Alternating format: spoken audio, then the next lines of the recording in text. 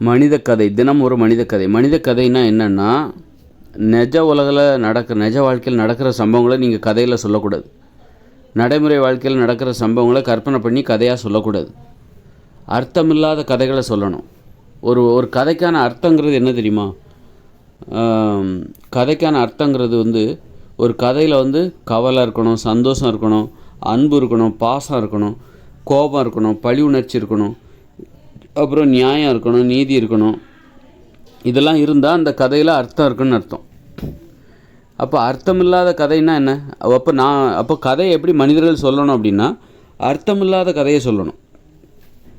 அர்த்தமே இருக்கக்கூடாது, இந்த கதையில் அர்த்தமே இருக்கக்கூடாது. அர்த்தங்கிறது என்னது?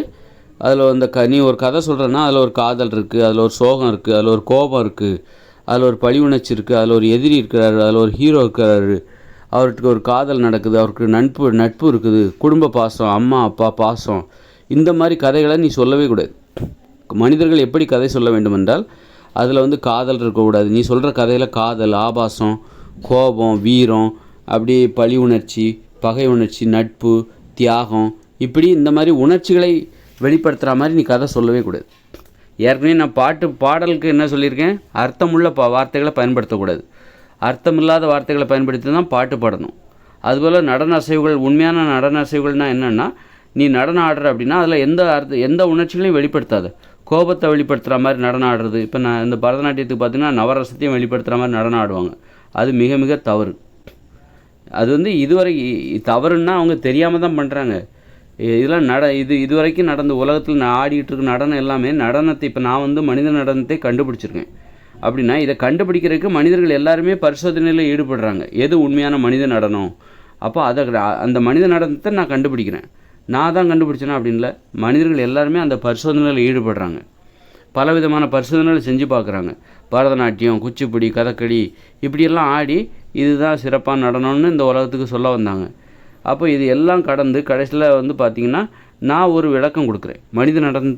மனித நடனத்துக்கு ஒரு விளக்கம் கொடுக்குறேன். மனித கலைப்படைப்புகளை எப்படி வெளிப்படுத்தணும், உணர்ச்சிகளை வெளிப்படுத்துகிற மாதிரி அந்த கலைப்படைப்புகள் இருக்கக்கூடாது.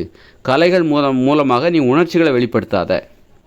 இதுதான் ஒரு மிகச்சரியான விளக்கம். கலைப்படைப்பு, கலைகள் மூலமாக, கலைப்படைப்புகள் மூலமாக உணர்ச்சிகளை வெளிப்படுத்தாத, காதலை வெளிப்படுத்தாத, அன்பை வெளிப்படுத்தாத, பாசத்தை வெளிப்படுத்தாத, சோகத்தை வெளிப்படுத்தாத, துக்கத்தையும் துயரத்தையும் பகையையும் கோபத்தையும் பயத்தையும் அன்பையும் பாசத்தையும் தாய்மை உணர்ச்சியையும் ஒரு ஏக்கத்தையும் இதெல்லாம் நீ வெளிப்படுத்தாத.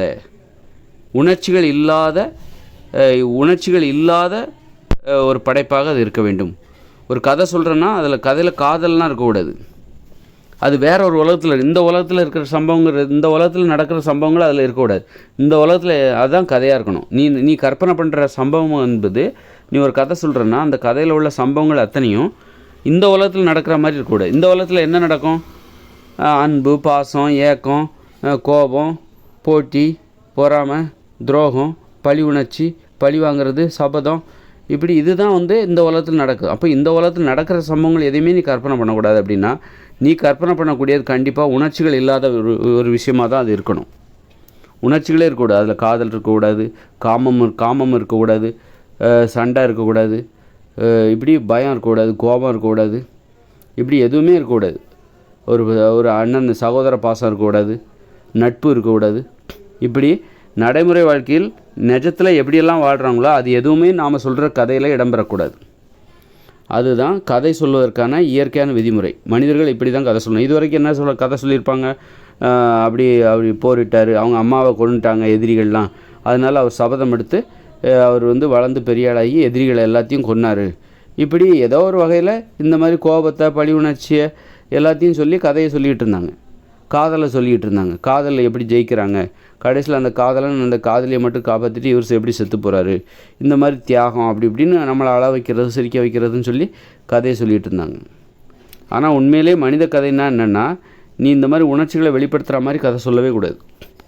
இந்த அன்பு, பாசம் எதுவுமே இருக்கக்கூடாது. அர்த்தமற்ற ஒரு வாழ்க்கை எப்படி இருக்கும்? அர்த்தமில்லாத வாழ்க்கைன்னா என்னது? உணர்ச்சிகள் இல்லாத வாழ்க்கை. அதாவது அன்பு, பாசம், கோபம் இதெல்லாம் இல்லாத ஒரு வாழ்க்கை. கவலை, துக்கம், துயரம், ஏமாற்றம், துரோகம் இதெல்லாம் இல்லாத, இந்த மாதிரியான உணர்ச்சிகளை சந்திக்காத ஒருவருடைய வாழ்க்கை தான் அர்த்தமில்லாத வாழ்க்கை. இப்போ தனியாகவே இருக்கார், யார்கிட்டையும் பேச மாட்டார், இப்போ வந்து பைத்தியக்காரங்க பாருங்கள், மனநிலை பாதிக்கப்பட்டவங்க ரோட்டில் இருக்காங்கன்னு வச்சுக்கோங்க. அவங்களுக்கு யார் மேலேயும் கோபம் கிடையாது, பயம் கிடையாது, பழி உணர்ச்சி கிடையாது, யார்கிட்டையும் பேச மாட்டாங்க, நட்பு கிடையாது, காதல் கிடையாது, காமம் கிடையாது. இப்படி தனியாகவே அவங்க அர்த்தமில்லாத ஒரு வாழ்க்கை வாழ்கிறாங்க. அர்த்தமில்லாத ஒரு வாழ்க்கை. இல்லை நல்லாவே இருக்கிறார் ஒருத்தர், அவர் மனநிலை பாதிக்கப்பட்டவர் கிடையாது, ஆனால் அவர் தனியாகவே இருக்கிறார், யார்கிட்டையும் பேச மாட்டார். அவருக்கு பேங்கில் பணம் இருக்குது, யார்கிட்டையும் வேலையும் பார்க்கல, அந்த பணத்தை எடுத்து மாதம் மாதம் எடுத்து செலவு பண்ணிகிட்ருக்கார், யார்கிட்டையும் பேச மாட்டார். அப்படின்னா அவருடைய வாழ்க்கையும் அர்த்தம் இல்லாது தான். அப்போது நம்ம உணர்ச்சிகள் நிரம்பிய வாழ்க்கை தான் அர்த்தம் உடையது. அப்போ நம்ம கதை சொல்லும்போது எப்படி இருக்கணும்னா, அதுக்காக ஒரு தனியாக தான் இருக்கணும். அவர் கதையில் வருகிற அந்த கதாபாத்திரம் தனியாக இருக்கணும்னு சொல்ல, அவர் எல்லாரோடையும் பேசுகிறாரு, பழகுறாரு. ஆனால் அதில் வந்து அன்பு, பாசம், காதல் இதெல்லாம் வெளிப்படுத்துகிற மாதிரி சம்பவங்களை கற்பனை பண்ணக்கூடாது. இப்போ உதாரணத்துக்கு நான் இன்றைக்கி ஒரு கதை சொல்கிறேன். எப்படி உணர்ச்சிகள் இல்லாத ஒரு கதை எப்படி இருக்கும், அர்த்தம் இல்லாத ஒரு கதை எப்படி இருக்கும், நிஜ உலகத்தில் நடக்க முடியாத சம்பவங்களை கற்பனை பண்ணும்போது அந்த கதை எப்படி இருக்கும் அப்படின்னு நான் இன்றைக்கி ஒரு கதை சொல்கிறேன். எல்லோரும் ஓடி பிடிச்சி ஒளிஞ்சு விளையாண்டுக்கிட்டே இருக்காங்க. அப்போ என்ன பண்ணுறாங்க, எல்லோரும் ஒன்று கூடி பேசுகிறாங்க. நம்ம என்ன பண்ணலாம், நம்ம வந்து இந்த மே மாதம் வரப்போகுது, அதனால் வெயில் ஓவராக இருக்குது, அதனால் நம்ம என்ன பண்ணலாம், நல்ல குளிர்ச்சியான கிரகத்துக்கு போயிடலாம். பூமியில் எங்கே வேணாலும் நம்ம எங்கே பார்த்தாலும் வெயில் ஓவராக இருக்குது, நம்ம வந்து வேறு கிரகத்துக்கு போயிடலாம் அப்படின்னு சொன்னோன்னே, சரி எங்கே போகலாம்னா வேளாண் கிரகத்துக்கு போகலாம் அப்படின்னு முடிவு பண்ணிட்டாங்க. இன்னொரு 10 நாளில் மே மாதம் ஆரம்பிச்சிருது. மே மாதம் ஆரம்பித்த உடனே அதுக்கு முந்தின நாளே எல்லாத்தையும் ஊரில் அவங்க அம்மா அப்பா எல்லாத்தையும் சொல்லிட்டாங்க, நான் அந்த மாதிரி போகிறோம், வேளாண் கிரகத்துக்கு போகிறோம் அப்படின்னோடனே சரி போயிட்டு வாங்க அப்படின்னு அவங்க அம்மா அப்பா அனுப்பிச்சிட்டாங்க. போயிட்டு வேளாண் கிரகத்தில் போனால் அங்கே நல்லா சில்லுன்னு இருக்குது, ரொம்ப குளிர்ச்சியாக இருக்குது. அப்போ தான் ஒருத்தர் என்ன சொல்கிறார், சார் ரொம்ப குளிருது, நம்ம போர்வை எட்டு வராமன்ட்டு போயிட்டோம், அதனால் என்ன பண்ணணும், நைட்டுக்கு கண்டிப்பாக நம்மளால் தங்க முடியாது, ஆனால் நல்லா இருக்குது, நம்ம ஊரில் இருக்கிறத விட ஊர்லெலாம் பயங்கர வெயில், அதனால் இப்போ வேளாண் கிரகத்துக்கு வந்தால் ரொம்ப நல்லதாக போச்சு.